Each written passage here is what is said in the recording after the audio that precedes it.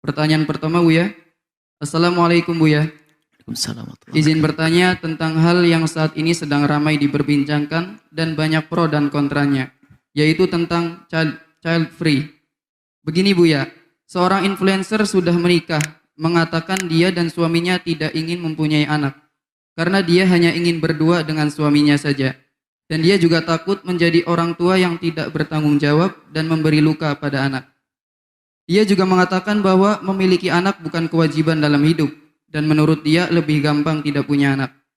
Influencer tersebut juga menjawab netizen yang tanya ke dia kalau tiba-tiba dikaruniai anak gimana. Namun influencer tersebut menjawab bahwa di kamus hidupnya tidak ada yang tiba-tiba dikasih. Bagaimana menurut Buya tentang hal ini? Dan adakah nasihat khusus untuk dia dan juga yang pro serta kontra pada dia? Terima kasih Buya. Fitrahnya makhluk bernyawa. Fitrahnya makhluk bernyawa adalah menghendaki atau menginginkan adanya keturunan. Fitrah salimah. Dia pun tidak pernah sekolah. Fitrahnya, biarpun dia adalah binatang. Jadi kerinduan untuk baqaul jinis, kesinambungan keturunan itu adalah ada pada binatang sekalipun.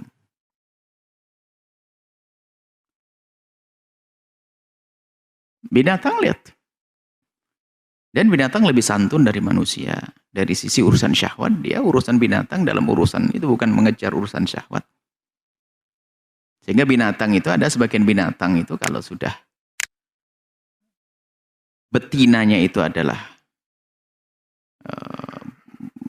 hamil, maka pejantannya sudah jarang deket-deket.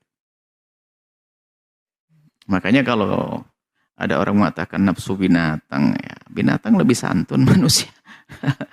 Binatang lebih santun. Cuman maksudnya apa?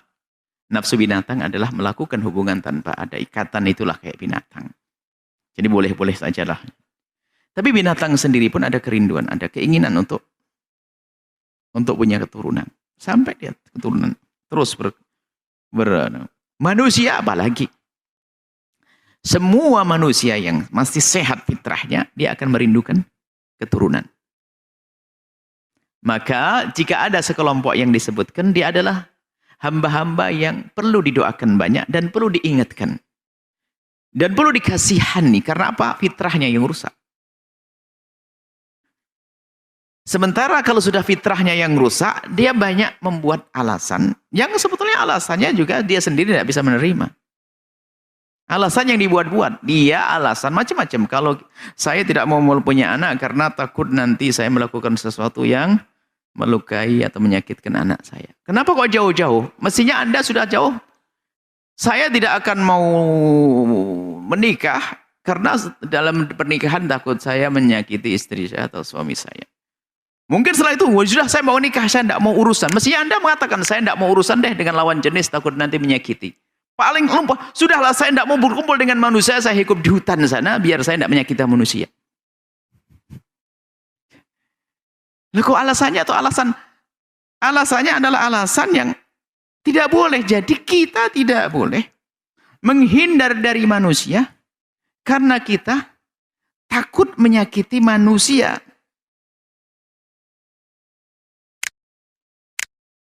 Tapi hendaknya kita berurusan dengan manusia, berusaha untuk memberikan manfaat. Nah itulah baru jihad. Ya berusaha untuk tidak menyakiti. Jangan kita takut menyakiti. Karena yang akan menyakiti hanya orang yang tidak punya perasaan. Sehingga mungkin seorang yang kuat dalam keyakinannya. Apakah kamu takut menyakiti orang? Tidak. Kenapa? Saya tidak pernah ingin menyakiti seseorang. Begitu seharusnya. Saya tidak pernah ingin menyakiti. Lah kok kamu menyakiti? Pasti itu khilaf saya. Makanya orang itu istimewa. Kalau melakukan kesalahan tetap insaf.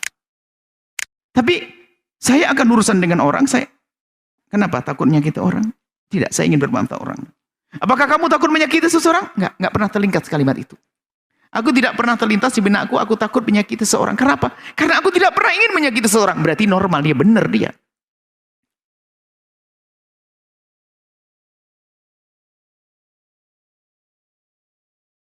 Yang berprasangka bisa jadi karena dia memang punya keinginan melakukan tersebut. Jadi yang jelas orang semacam itu adalah fitrahnya itu tidak normal. Maka karena tidak normal perlu kita kasih sayangi, kita doakan.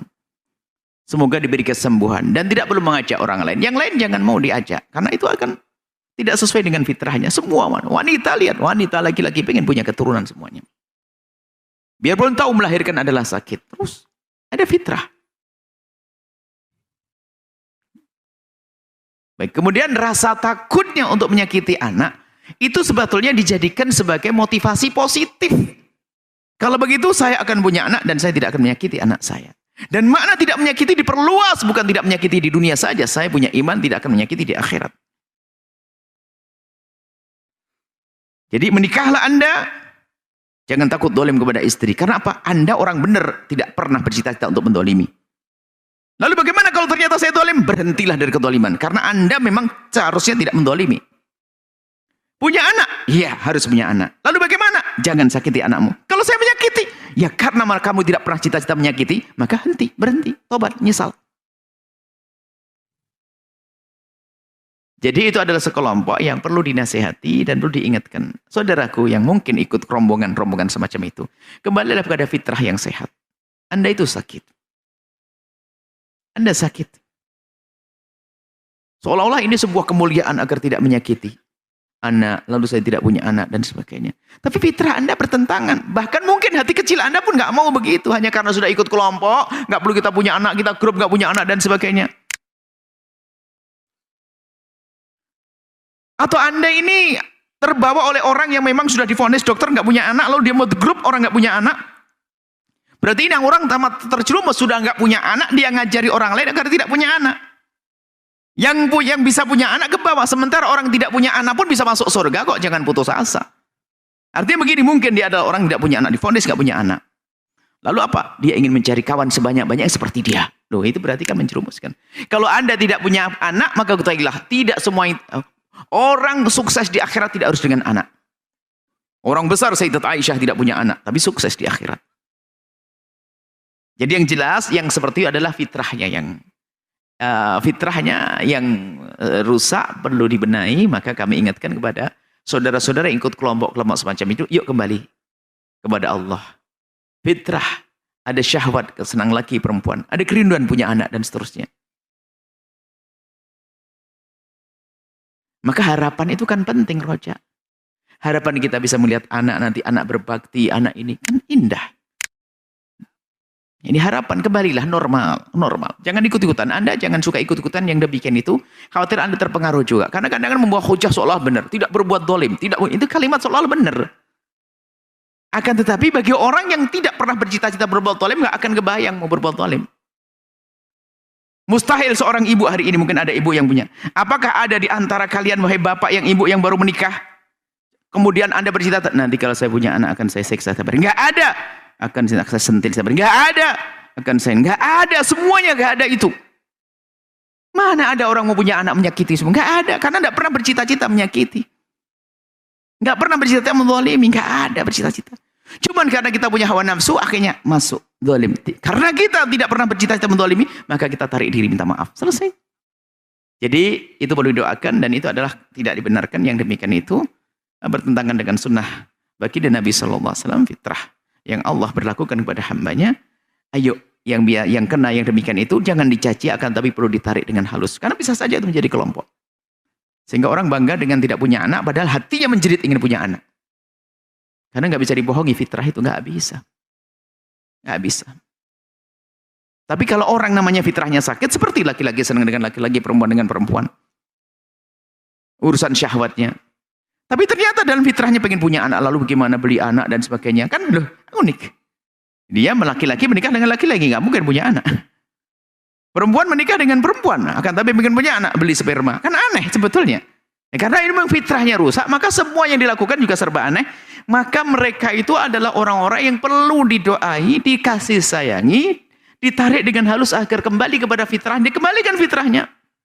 Bukan dicaci di Allah sehingga menjadi semakin terkucil, sehingga mereka memperkuat di kelompoknya mereka sendiri sehingga tidak mau berbaur dengan orang normal, maka semakin tersesatlah mereka.